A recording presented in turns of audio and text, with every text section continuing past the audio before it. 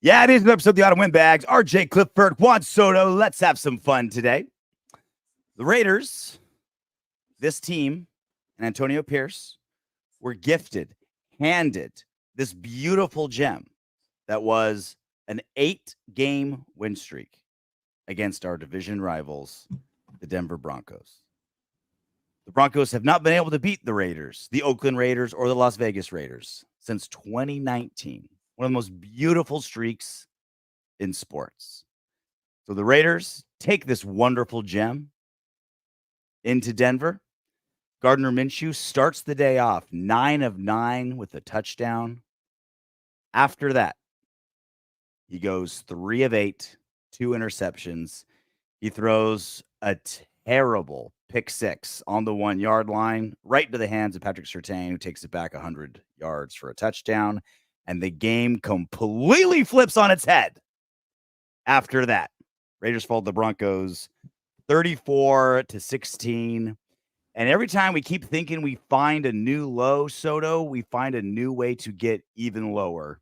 We've had some bad losses. We've had some bad blowouts. We've had some bad games. We've had some bad appearances. But getting blown out when you have an 8-game win streak against your rival, not a new low, but certainly we found a valley that we hadn't found before. I'm not putting so much into the 8-game winning streak.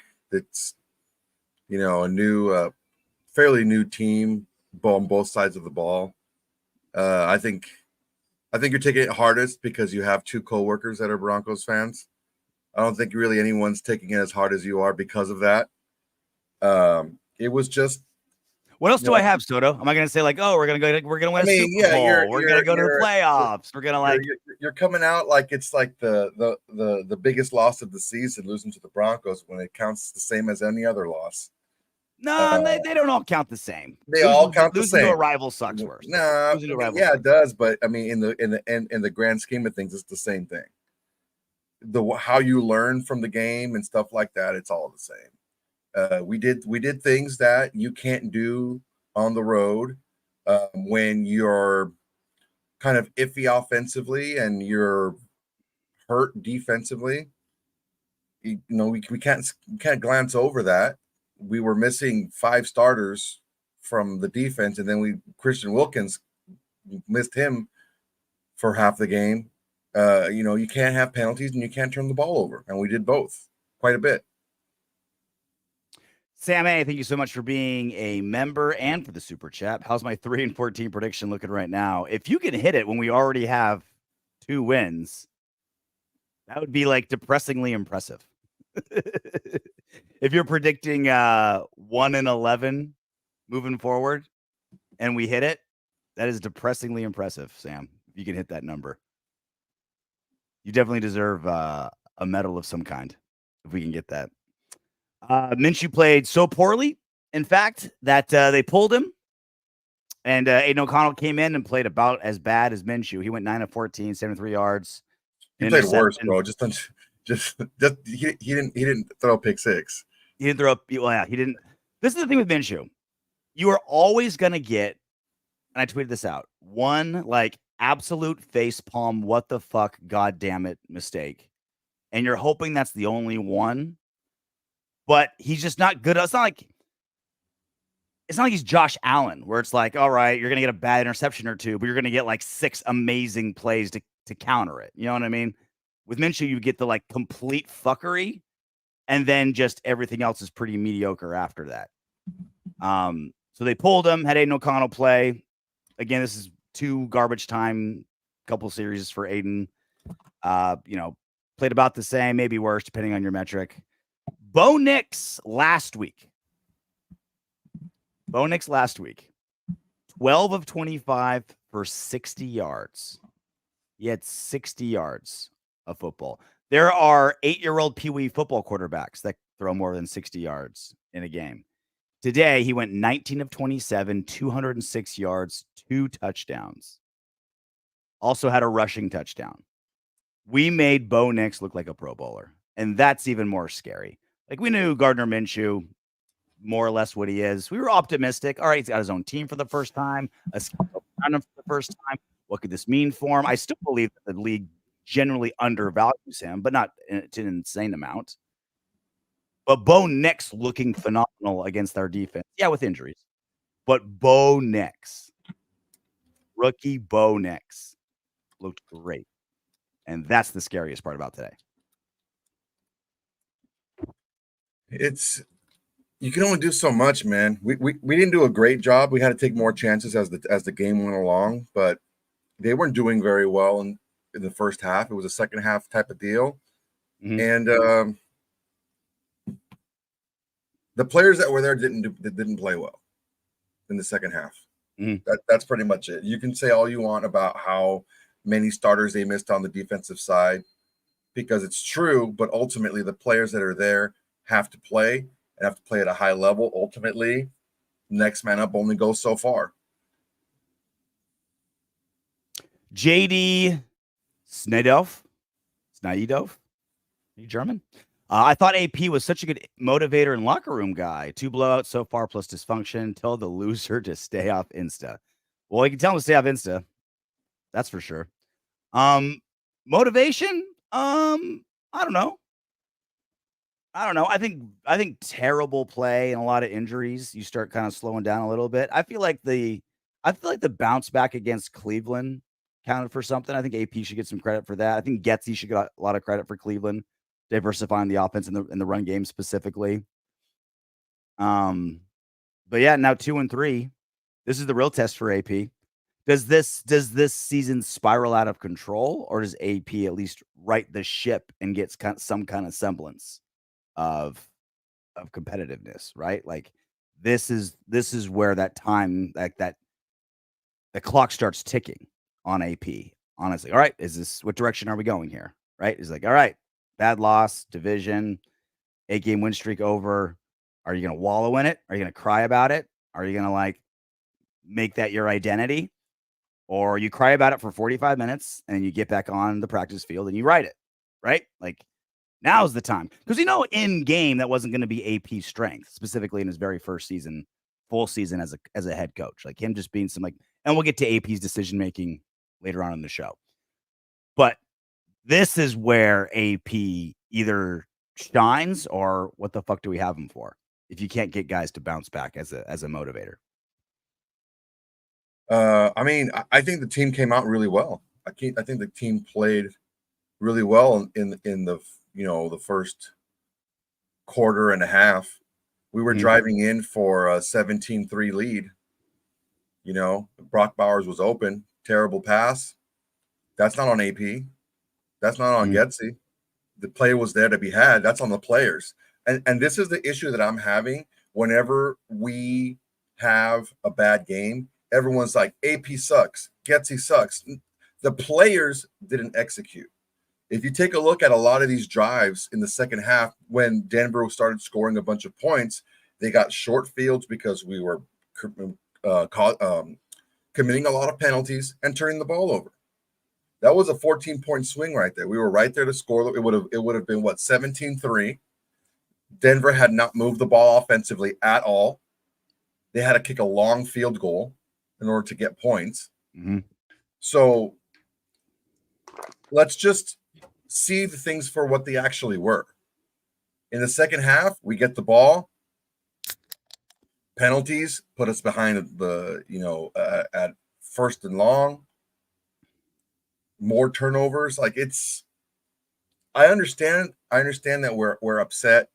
We're 2-3, 5 games into a season that is 12 games left to play. Are we Super Bowl contenders? No, I don't think we are. But I think we should have a realistic view of what's going on here and not say this person sucks, that person sucks. Part of the reason why this franchise has looked the way we've looked for so long is because we have been so impulsive and we have been so quick to pile on this person or that person. We have to put a lot of this on the players because the coaches weren't out there to commit the penalties and the coaches weren't out there to turn over the ball. I will say, if there's one stat that is more coach dependent than anything, it is penalties.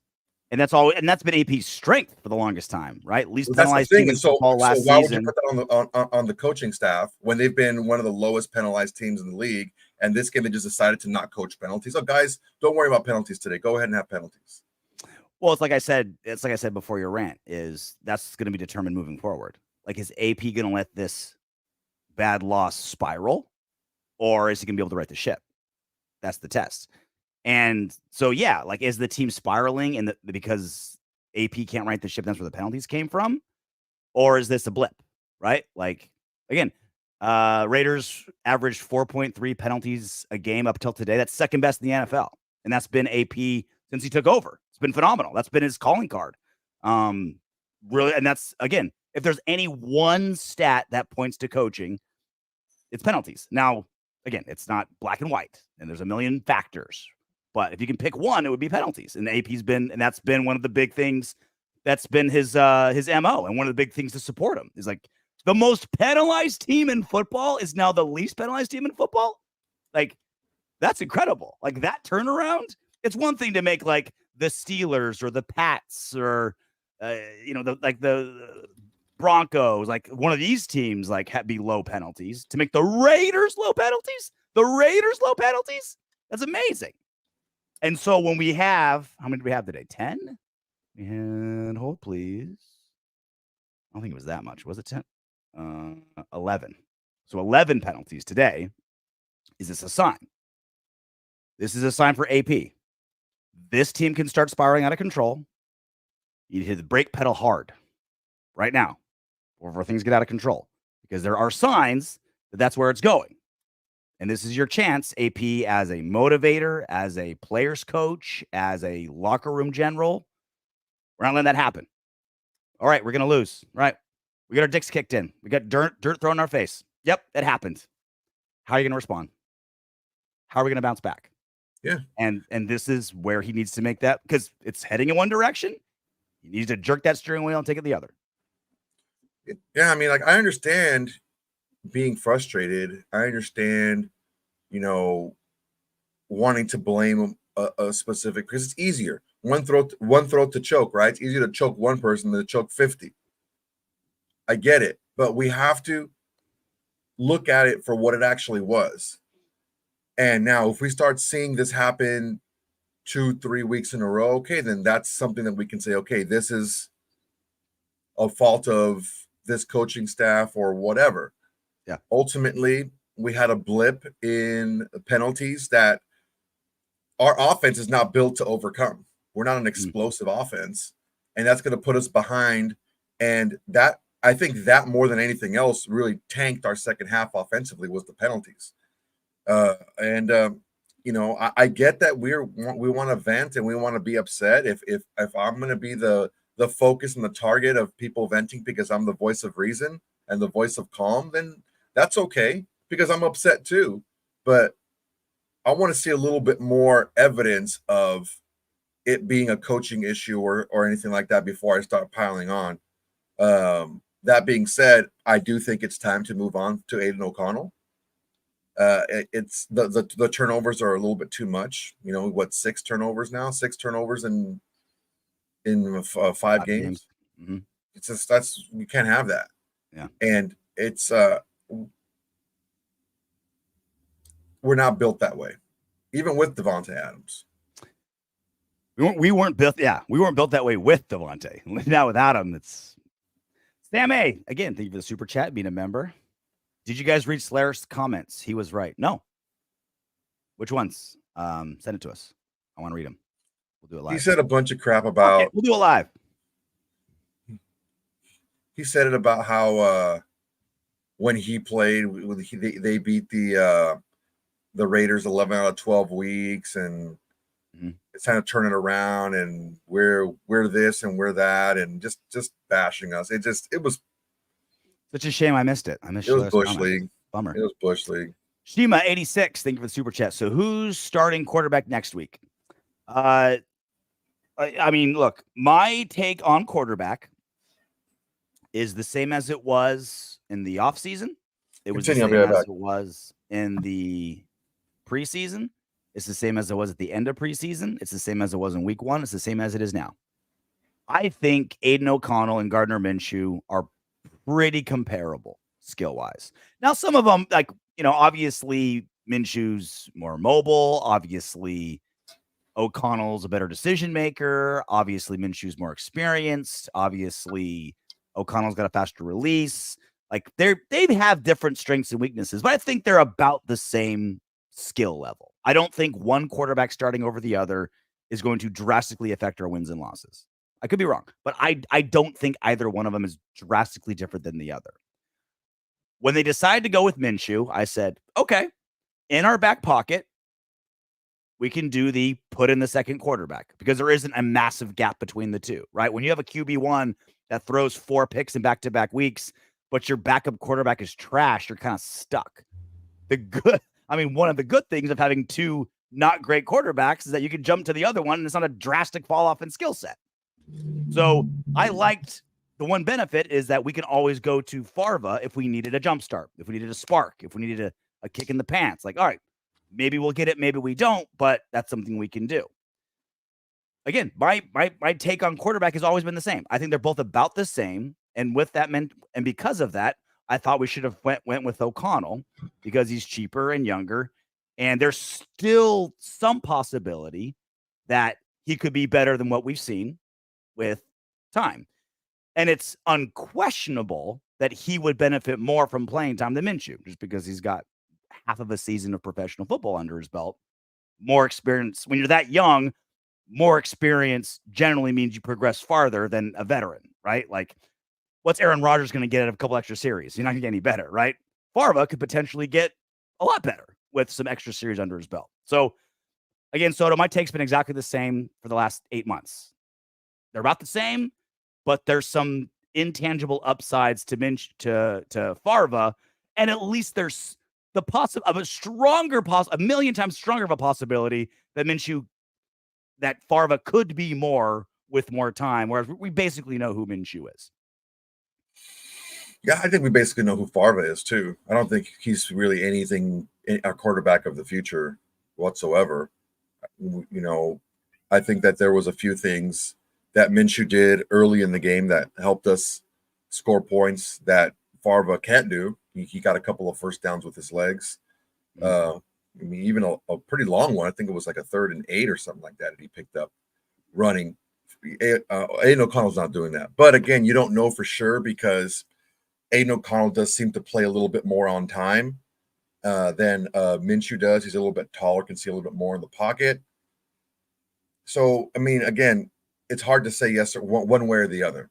It's hard to say one player would have been better than the other player going into the game. I think we've seen enough. We saw enough of Aiden O'Connell last season and in the preseason this year to see that he really hadn't changed who he was, unless he just miraculously becomes a different guy and just kind of like a light switch clicks on and he gets it and he starts being a little bit less risk averse and starts throwing the ball a little bit deeper when he should, not just throwing it but deep for deep sake. But he didn't have a very good game today. Yeah, we only seen him in garbage time, and it wasn't great today. Well, at least, like, I think we're both in the same boat where we'd like Farva to be on the team forever as our backup quarterback. Like, I would love for him to be our backup quarterback for I think he's a for strong a good 8 to 10 years. And so, like, I'd rather him get some experience. If we're going to have him be our quarterback for, backup quarterback for the future, it's like, let's get some reps out of him. Let's get us. Yeah, I'm saying it now. I'm saying it now. Farva should play. Farva should start from now on. And if you move to Farva, you stick with Farva. Mm-hmm. That's it. There's this whole back and forth. You live with what Farva gives you because you've seen what Minshew gave you and it wasn't enough. So just stick with Farva, see what he gives you, and move forward from there. Yeah, there's at least some mystery with Farva. Again, he's played half of a season as a starter. He's still a second-year player. The chances of him getting better with playing time, whatever that number is a million times higher than Minshew. The number could be 1, but that's still bigger than 0, which is Minshew because he's a veteran at this point. So, Mary Reina, thank you so much for the super chat. I want to see Mumford, Meredith, Parham, JPJ, Glaze, and AOC. Minshew seems to have lost confidence. We're seeing all of them. No, she wants Mumford instead of what's his face? Colton? Yeah. Colton is ass, bro. Colton's, He is bad. Colton's still He is hurt. playing really bad. He gave up another sack today and a couple of more hits. He is playing really bad. Mm. So much for my Pro Bowl prediction. Yeah, man. I think I don't know whether he's still hurt or just hasn't picked up the new system, a combination of the two, because like missing all that time. But yeah, not playing great. So one thing I want to put out there really quick. Put it out there. Put it all out there. There are some good teams out there that are losing big. You know what the worst part about today was? Sorry to cut you off, but to your point, there was so much fun football today, and we wasted our goddamn time watching Raiders Broncos. That's the most depressing part. Like I turned off Red Zone, turned off the other TV. I have a 3 TV setup in my house. Isn't that it was the best invention ever. Dude, oh my God. Yeah, I every single NFL Sunday, Red Zone, and then the two, like whatever the NFL, whatever the Fox game is and the CBS game is. And it's just a fucking football orgy in my room, right? My living room. When the Raiders play, all the TVs are off except the main one. It's just Raiders. I just focus. And I'm like watching Twitter and like, oh, look at this crazy play at Arizona. Oh, this play. Oh, what a crazy ending to Bengals. And it's like, oh, I bet it was fun, but I'm stuck on the Raiders and I missed all the fun. It's at least we had the craziest college football Saturday ever. Sorry to bring it up for your Trojans, but not so sorry. But dude, what we had five upsets in the top 12, something like that. Did you want to bring up how your Bruins shit the bed too, or? Oh, they didn't shit the bed. They lost exactly as bad as they were supposed to. SC shit the bed. Okay. So you're shit talking your team while trying to shit talk my team. My 1-3 team lost to the number 7 team in the nation. Correct. And your team that had playoff aspirations got that taken away. Oh, so actually, not really though. So you're saying my team is better than your team? I'm saying that you had. Oh no! Hang on. You brought it up. Yeah. So if you're saying my team losing is worse than your team losing, because you don't really have any expectations for your team, you don't want to go there, RJ. Don't do it. It's not a part of what we're talking about right now. You know what? You're just shitting on me for shitting on me's sake. This is not about me and you. It's about the Raiders. The worst part. Like, you know what I do miss about the BCS? If you lost one game, like your hopes are dashed. Yeah. Right? Like when Bama lost to Vanderbilt yesterday, if it were the olden days, it'd be like, all right, your national championship hopes are gone. I was like, Bama's still going to the playoffs. They're still going to the playoffs. That's kind of takes it away from me a little bit. Where it's like in the regular season for college football, it used to be it was a 14-week playoff. Every single game mattered. Now, not quite so much. I cut you off, Soto. I apologize. I have no idea what I was saying. Yeah, I cut you off. So let's get to the running back real quick. No Zamir White. And we thought, all right, Madison's chance to take the reins. That was Madison. Like, hey, do you want to be your RB1? You're better pass catcher. You're more experienced. Probably a little bit better of a decision maker, right? Not quite as physical, not as young, not the specimen by any means as Zeus. That didn't happen. 15 to 38, 2.5 yards per carry, 2 catches for 23 yards. It was actually the Amir Abdullah show. That 40-yarder that he broke, that was pretty. Dude, that was a hell of a block by Jacoby Myers. See that? Mm-hmm. Did he crush that linebacker? Yep. He had a touchdown. Is Amir Abdullah our RB1? Is that really the case? No. Who is? We can't keep running these inside plays like we have been. We have to get the ball outside. It's a little bit more difficult. But who are we handing it off to? I thought Madison was. I picked up Madison in fantasy. I was like, he's gonna take this opportunity. He's gonna get a bunch of catches. Who's our best running back? Well, Madison is our best running back. We just went up against a very tough defense today. Mm-hmm. It actually wasn't that bad of a running day for us. 25 carries total, 115 yards, 4.6 yards per carry. Not the same creativity as last week, right? Where like wide receivers are getting handoffs for touchdowns. But it's nice to know that's in our back pocket. It needs to not be in our back pocket. It needs to be the game plan, right? Like it needs to be how we do business, not just desperate times, desperate measures. Because we got 115 rushing yards. Like that's amazing for us. That's a great game for us. Yeah, 40 of those yards, that was one carry. We were averaging 50 yards a game, on the ground the first 3 weeks.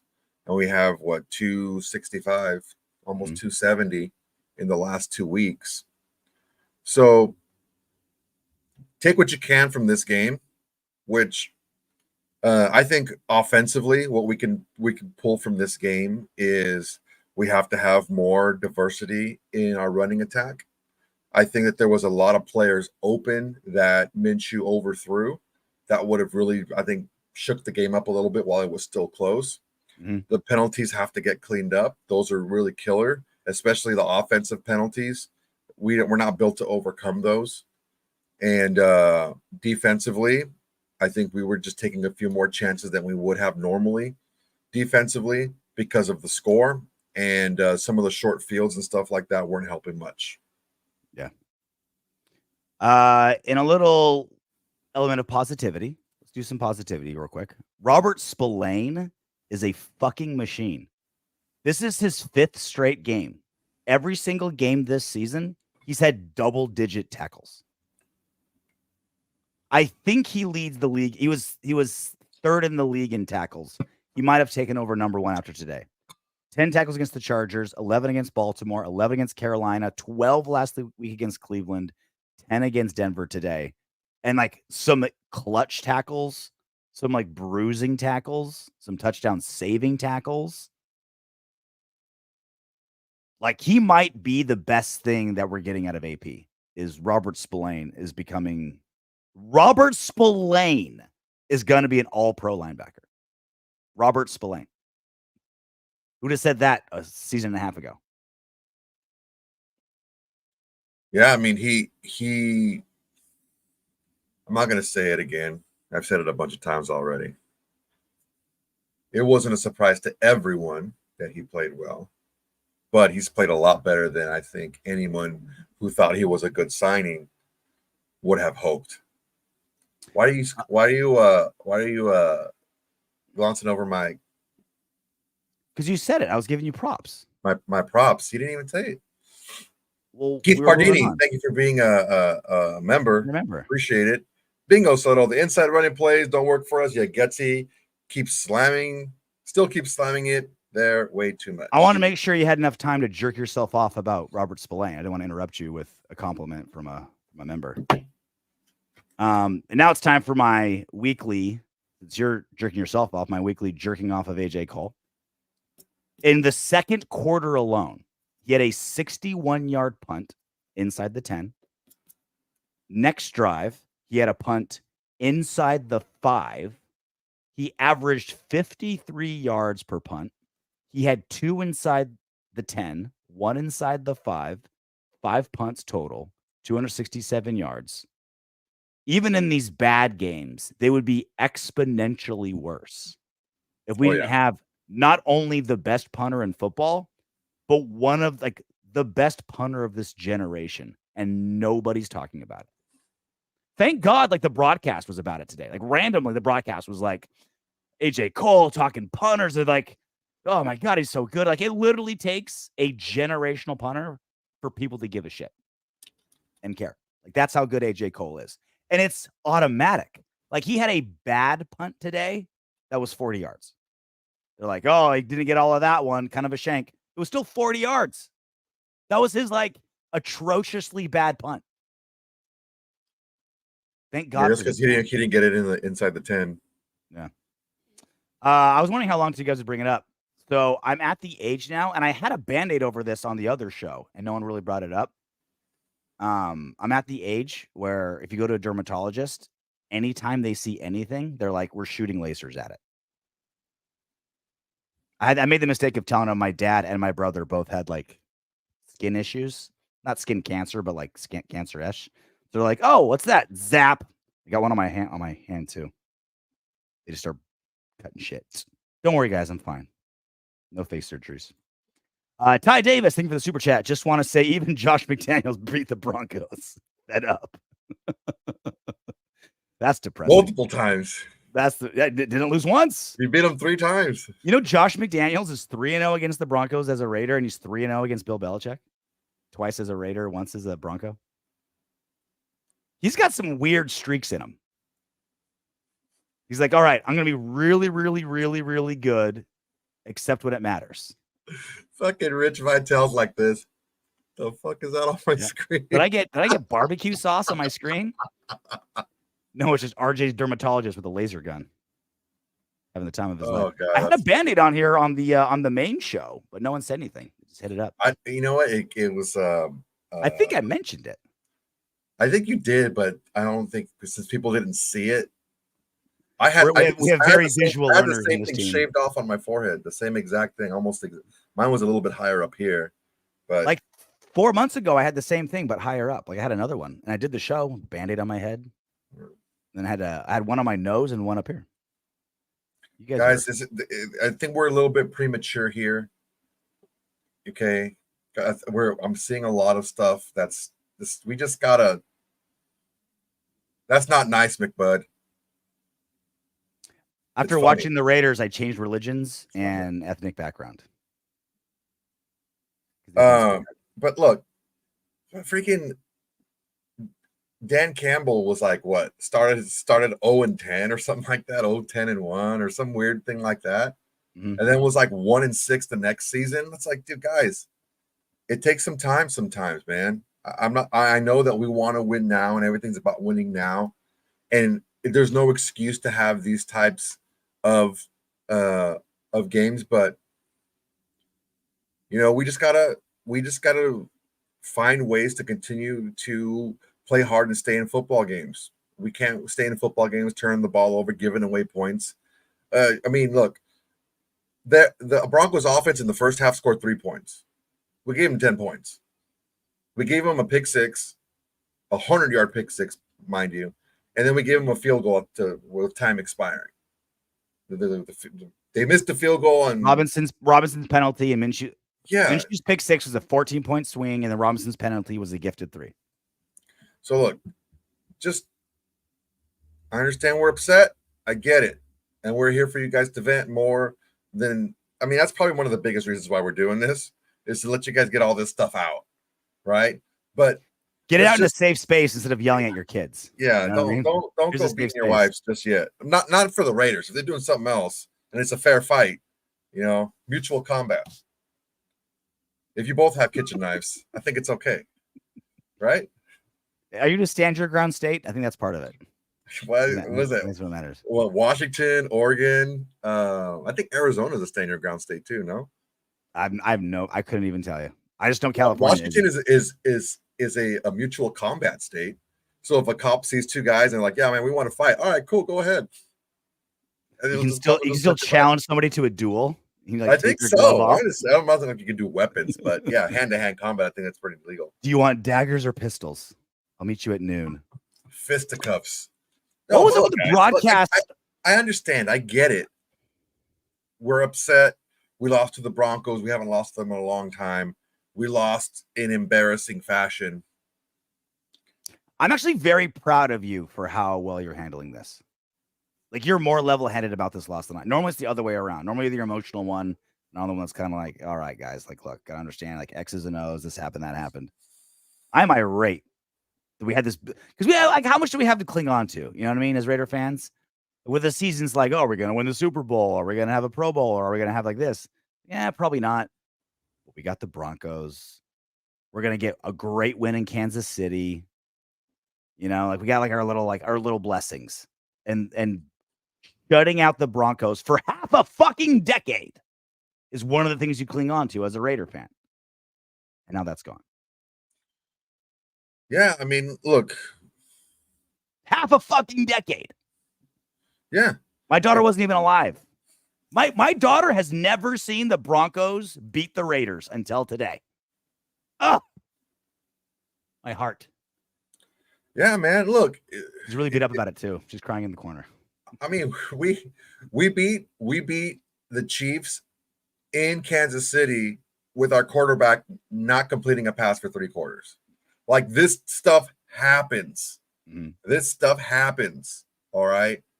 I'm not saying you shouldn't be upset. I'm not saying that you shouldn't be angry. But what did I say last week? You download the information that you get and you use it. In the first quarter and a half, it was working great. After that, it wasn't.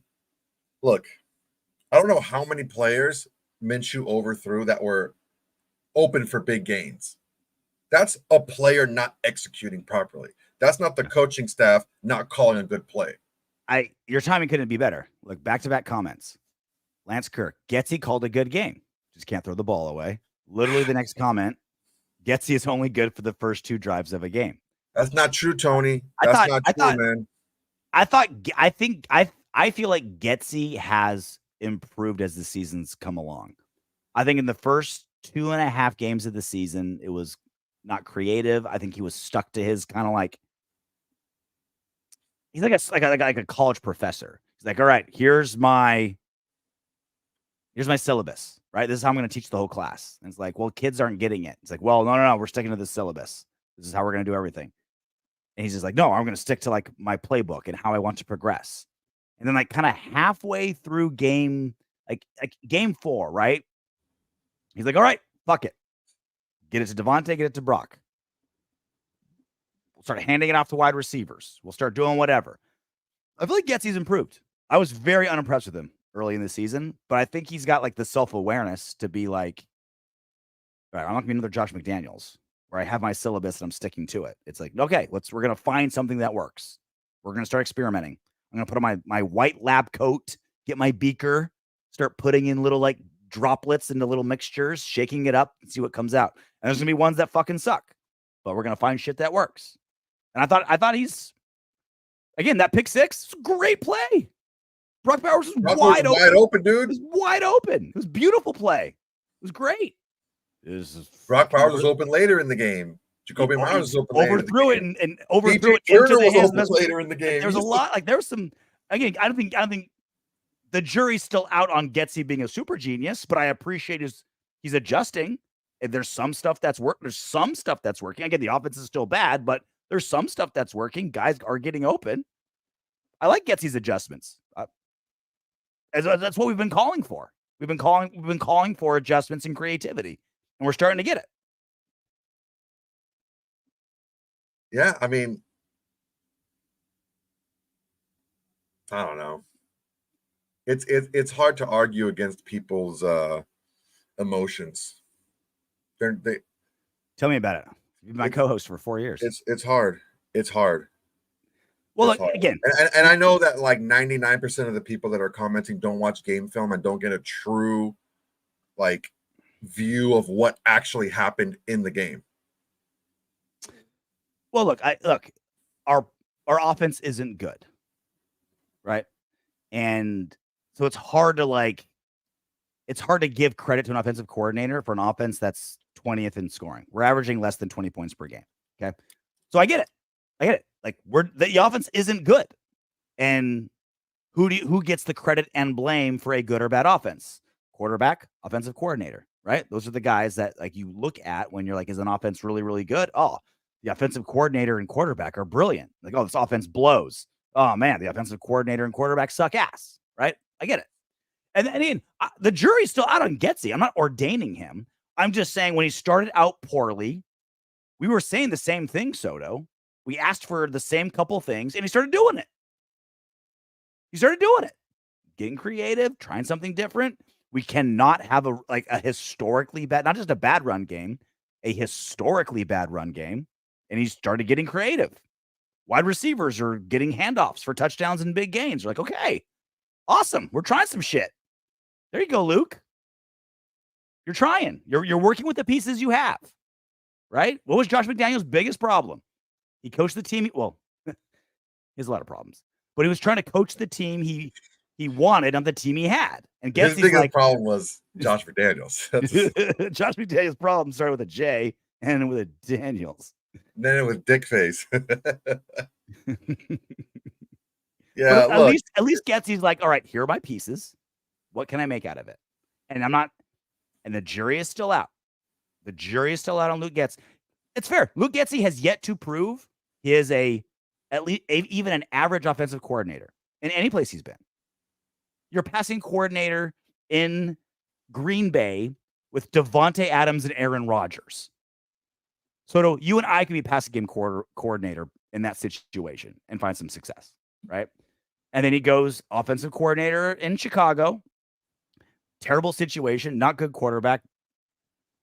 The death knell of quarterbacks is Chicago, and nothing happened, right? Is that because of them or was it because of him? We don't know. Then he comes here, right? We don't know what Getsy is, but at least we're seeing adjustments. And maybe we're just so starved and so jaded and so desperate after watching Josh McDaniels for a season and a half that even slight adjustments were throwing parades for him. But I when I ask for something and then I see it the next week, I like to give some props. I like to give some props. I think that's fair. I think that's fair, Soto. Let's see some creativity. Let's see something different. Let's get the run game going, Getsy. And he did it next week. Like, okay. Still not good, but you're trying. I give my props. Yeah, I mean, that's all we can do really is do our best and try to put these players in the positions, to succeed. Ultimately, the lack of talent quarterback, it puts us in bad situations. Mm. By no means are those throws like simple throws, but they're throws that an NFL quarterback should be able to make, and we just haven't been making them. And it puts us in bad situations, and it puts us in situations. It puts us in bad situations to have to move the ball, and penalties really don't help either. I gotta admit, this is a pretty funny line. I know what Getsy is. I take it out 2 times a week. You take your trash more often than I do. I do it once a week. Javier Medina, this idiot is sucking Getsy's dick and balls. Crops, I'm assuming props. For what? Are you watching a different game? 2 weeks ago, we asked Getsy. Fucking chode. Fuck you, Javier Medina. We asked Getsy, diversify, get creative, and get the run game going. Vent all you want, but don't be a fucking asshole. And he did. And he did. Right, Javier? Did that not happen? And I literally spent 5 minutes of a diatribe saying he's not ordained. We don't even know if he's good. But we asked for adjustments and we got it. We're 5 weeks into a 17-week season. We're 5 weeks into a brand new regime. And he already made an adjustment that made improvements. With a quarterback that can't throw a fucking flat to a wide open fucking tight end. Jesus Christ. He had a wide open 6'3", 7th overall pick tight end wide open. He managed to overthrow. Who's a baller, by the way? Who's a baller, managed to overthrow him into the arms of the best corner in football. That's what Getsy's dealing with. That's what he's dealing with. That was a perfect play call. Executed perfectly by everybody except the motherfucker with the pigskin. Yeah, again, he was not ordaining Getsy anything, but we asked for something. But that's not his fault. And we saw improvements. And then that was a great play call. It was a great he's 6'4". Bowers is 6'4", sir. Is he 6'4"? Something like that. 6'3" and 3/4. How girthy is he? I don't know. If you know his length, do you know his girth? Ask Jerry Jones. He knows everyone's measurements. Look, guys. I get it, man. Look, when things don't go right, when things don't go right, I understand that we want to pull back to something that was bad. Getsy was really bad to start the season off. Was not creative. The whole Raiders mambo, right? The Raiders tango, right? Run, pass, kick. That's not what we saw today. We saw the last few weeks we've seen a more creative offense. We've seen players that are open for longer gains and bigger plays. And we're doing all this without a bunch of no-name receivers, a bunch of guys that people really don't know who they are. We're doing this with a lot of guys, people at running back, same thing. We don't have I believe that our weapons are a lot better than people. We didn't have our starting RB1. We didn't have our Davante Adams. Starting right tackle. Our starting right tackle. Our best tackle is not playing well. Like a lot of things. Like, how the fuck did we turn this into a Luke Getsy jerk off fest? That wasn't anyone's goal. But at least give credit where credit's due. He made adjustments, and he made a lot of plays that were left on the field because of execution. That wasn't the case earlier, which is why we were hard on him. He had changed. He got creative. He made adjustments. All the things we asked for.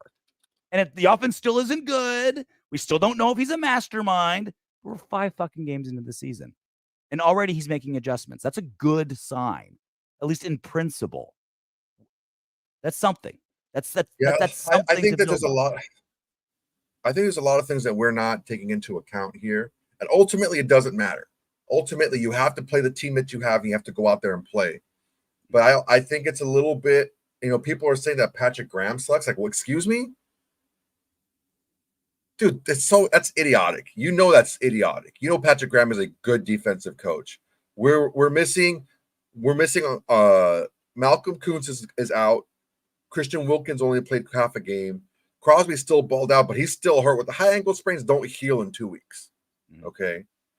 Diablo's out, and Epps is out, and then Merrick didn't come back in for like the fourth quarter. For next man up, yes, I get it, but he's the next man because he wasn't as good as the first man. And it's a defense that's on the field for 45 fucking minutes a game because the offense blows. Like, Patrick Graham is a blessing. Patrick Graham is one of the things going right on this team.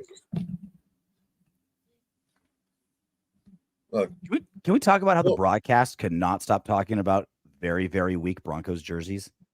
Oh, they're wearing throwback jerseys. Dude. You look like creamsicles. They look terrible. That orange white. It's not a good jersey. It's not. Why? There's a reason. Why is that like something fun?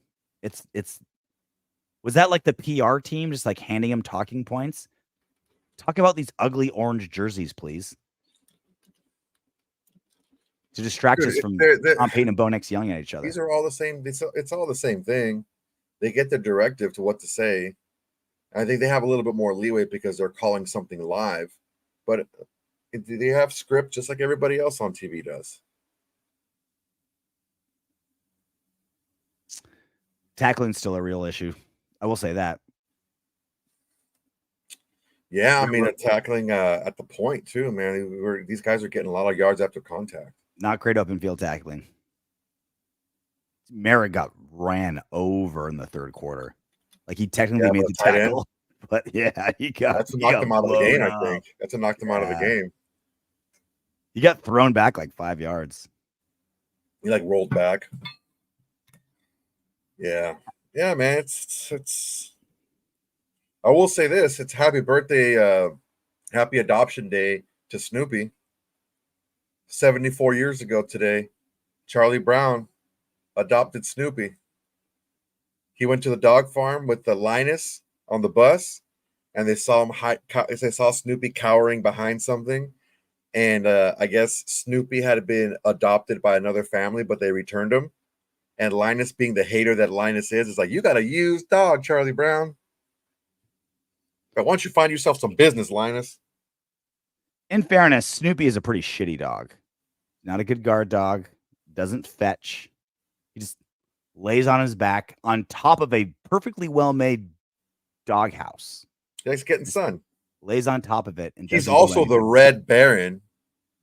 What other dog is a freaking fighter pilot? Yeah. A lot of good that is. If World War I breaks out again, yes, I wish I had Snoopy as my dog. I wish I had pass protection was good today.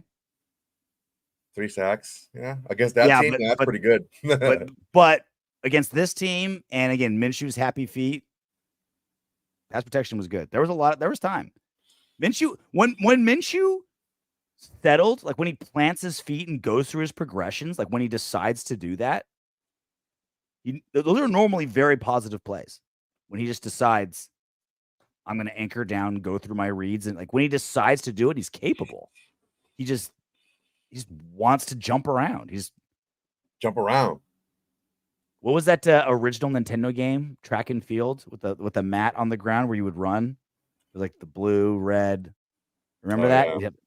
It's like he's on that. Like he's like like he's on playing like the Nintendo Track and Field game. He's just like, just set your feet and fucking release the rock, man.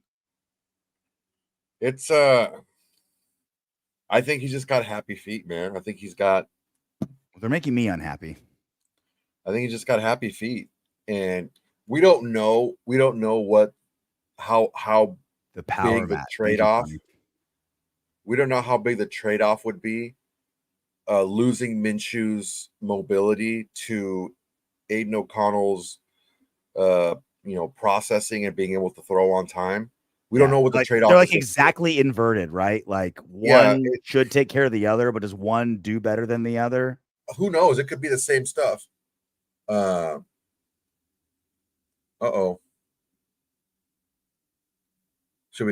I'm gonna go take a peek. I'll be right back. Take a peek. I'm gonna go through Twitter. Oh, Maxx Crosby. You know where I want to be? You think I want to be anywhere else? No. I got this shit tatted on my body. I don't want to go anywhere. It's just funny. You got a lot of people that have a lot to say when they really don't know what's going on. Even when guys are like being honest, they're still cryptic. Oh, Maxx Crosby on Davante Adams. Davante's my boy, and I love Davante, and he's going to do what he's going to do. Praying for him, wish him the best. He's not healthy right now, but he's got to get healthy. But we're focused on the Raiders. We're focused on who's here now. We're focused on winning. We've got to find ways to do that. Is that the comments he was talking about? He gave another one here. Like, I've been dealing with this shit my whole career. Yeah, Max on the Raiders week. That was. This is all from Paul Gutierrez's Twitter. You think I'm not used to this shit going on? It is what it is. I've been dealing with this my whole career, so it is what it is. I don't know. It seems pretty understated. Just you're pissed at a loss, and you're losing the second best player on the team. Yeah, Max is probably pretty frustrated.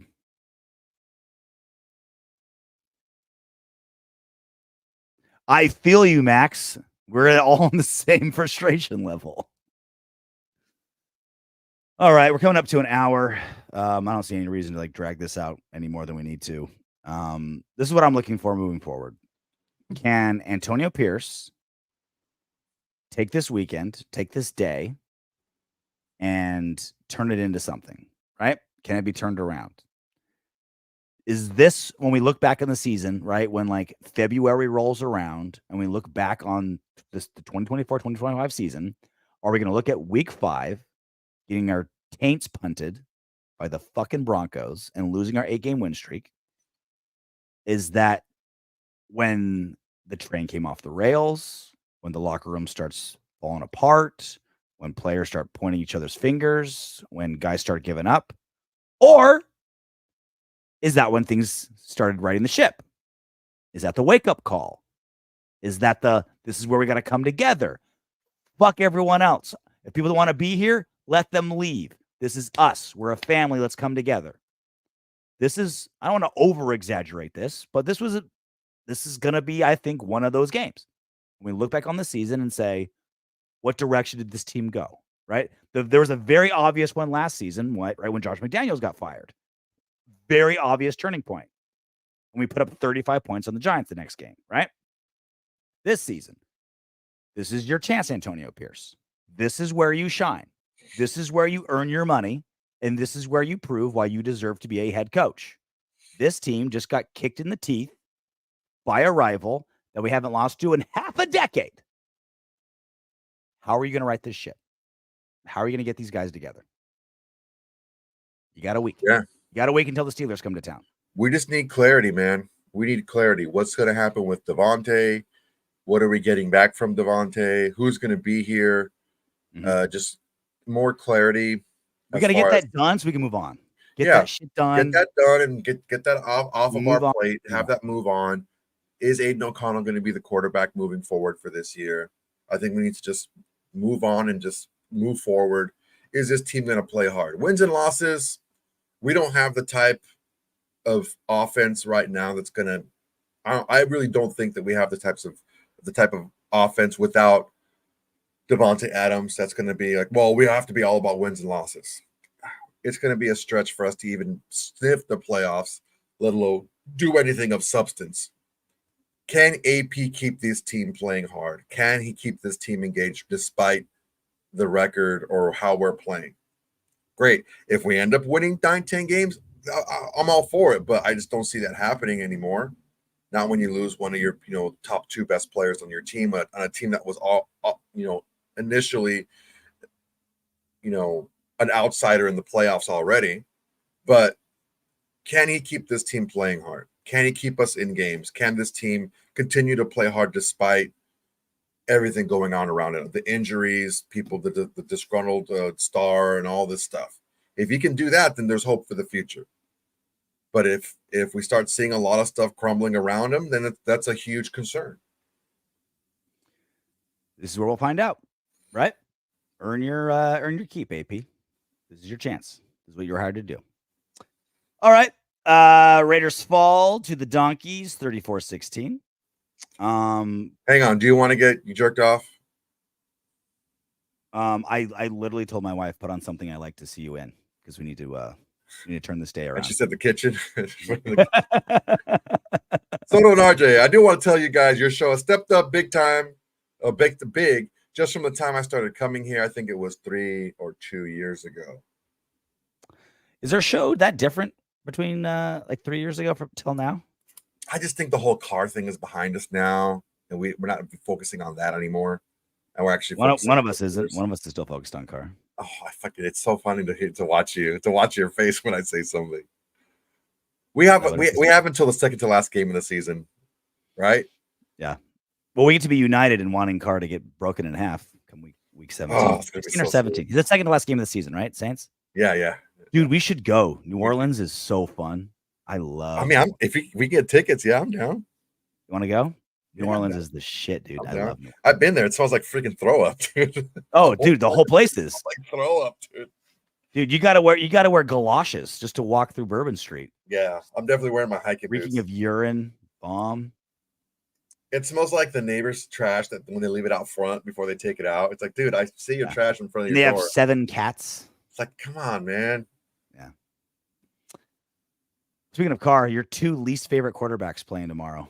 Who do you want to see play worse? Carr or Mahomes? I mean, I just want to have Mahomes play the way he's been playing. Mm-hmm. He hasn't been playing good. Just par for the course. I mean, if they play like they played the last couple of weeks, I'll be happy. They both have played pretty bad. All right. Well, guys, just enjoy the Sunday night game. Just enjoy this football. Just get some good football in you. Get some ice cream. Down, get some ice cream. Relax. Ice cream. Pop a beer. Put your kid on your lap. Have your wife make a sandwich. Just enjoy some football. Just maybe put your neighbor's over 18 female kid on your lap. Something like that. Whatever brings a smile to your face. Because we sacrificed a great day of football to watch Raiders Broncos. A great day of weather, too. Probably one of the last ones we're going to have for a while. Such a nice day out there today. Yeah, it was a great day today. But that's our choice, and that's our lot as Raider fans. We'll go live. Wait. Antonio Pierce, unsure on QB1. That means it's Aiden O'Connell. Yeah. He's not going to bench. You as a coach, you don't bench your quarterback in the post-game press conference after the game. You don't do that. And if it's going to, what's that? Mac Bud is. No, we're not doing that. That is. Mac Bud is a subscriber. Are you vetoing it? You have the power to veto. I'm vetoing it. We're not playing that anymore because it's taken out of context. Mac Bud, take it up. Because it wasn't a meltdown. It was me mocking RJ on what RJ was saying. I think it's a meltdown. Mac Bud knows what it is. Okay. What's that? Mac Bud knows what it is, but I'll let you veto. I don't want to piss you off anymore. Vetoed. We're not playing that. If you guys want to see what Soto's talking about, hit me up on social and I'll send it to you. But no. I don't need that floating around. It's already out there, baby. You can't do something on air and be like, well, I don't want anyone to see it. Like, you did it on air. I'm not like taking Well, something. if you're going to misrepresent what it was, then no. Yeah, I think we all know what it was. I think. Well, I mean, yeah. If you want to misrepresent what it was, I want. So you said veto.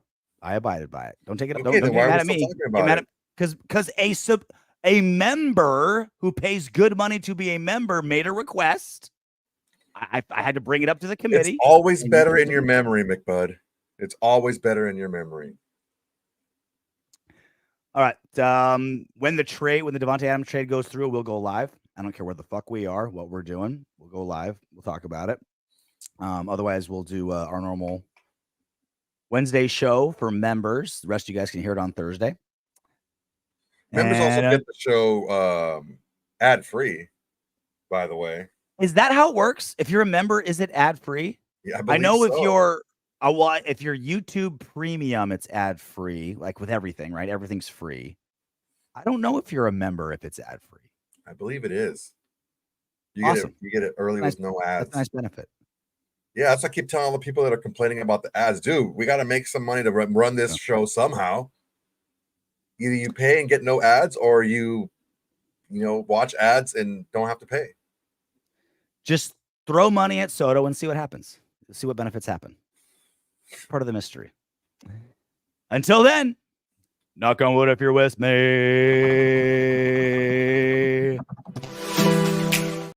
Hey. Wrong one. Hey, you made it to the end of our video. Great job. I know you want more. Go ahead and click the next video. And if you're feeling crazy, go ahead and subscribe.